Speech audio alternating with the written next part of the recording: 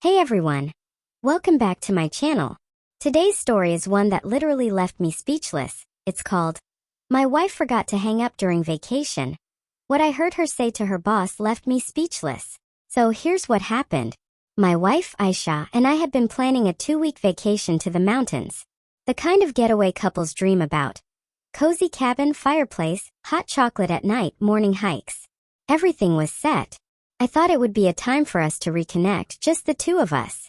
But little did I know, this vacation would reveal secrets I never imagined.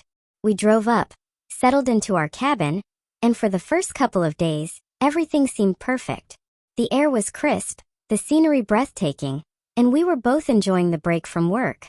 I was scrolling through my phone one evening checking messages when I noticed something odd.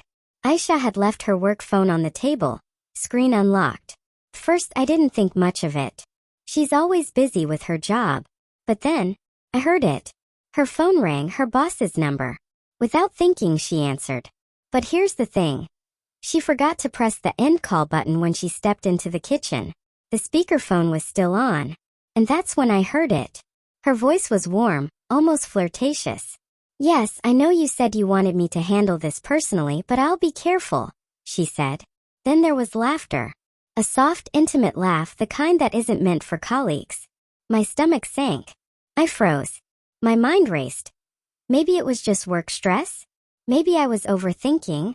But then she said something that shattered that tiny excuse. Don't worry, I'll see you tonight.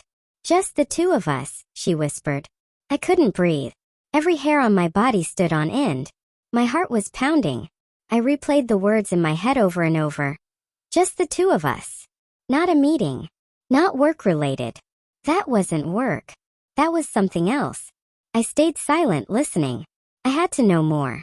Over the next few days, I paid attention to her messages, subtle changes in her behavior, the little excuses she made about needing to work late while we were supposedly on vacation. It was all too perfect, too orchestrated. On the third night, I decided to confront her, but not in a way that would give her a chance to lie. I picked up her phone while she was in the bathroom. I scrolled through messages between her and her boss. There were texts, photos, even emojis that left no room for interpretation. Plans.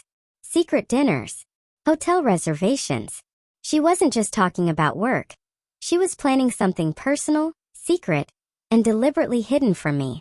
The confrontation was inevitable. I waited until the next morning. We were having breakfast on the balcony, the sun peeking over the mountains, and I said quietly, Aisha, we need to talk. Her face froze. She knew instantly. There was no denying it. I placed her phone on the table, speakerphone on, and replayed the voicemail of that call, the one she had left open. I watched her expression collapse from surprise to panic to anger. All within seconds. I can explain, she stammered. But the truth was already laid bare.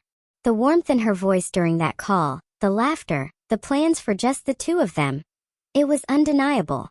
I didn't need more than that. I didn't yell. I didn't scream. I just looked at her and said calmly, I thought we were on vacation to reconnect, but apparently you had other plans. The rest of the day was silent. I didn't speak. I didn't argue. I just watched her and I could see the panic growing.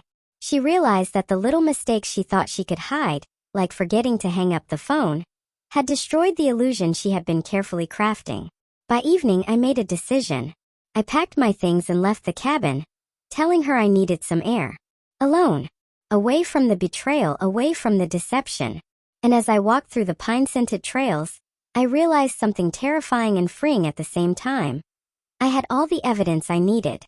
I knew the truth, and there was nothing she could do to take that back. Weeks later, back home, I finally confronted her formally. I didn't need to shout or accuse. I just let her see that I had seen everything. The hotel receipts, the messages, the call, all of it. She tried to justify herself, tried to say it was a misunderstanding, tried to blame stress. But the look in her eyes when she realized I knew, that's something I'll never forget. It's been months since that vacation. Our marriage is over quietly without drama. But the memory of that one forgotten hang-up, that one careless moment, stays with me. Sometimes it's the smallest things that reveal the biggest truths. So here's the lesson, everyone. Secrets have a way of coming out. A single slip, a forgotten hang-up, a stray laugh, a small message can destroy everything you thought was safe. And sometimes the truth doesn't hit you in a scream.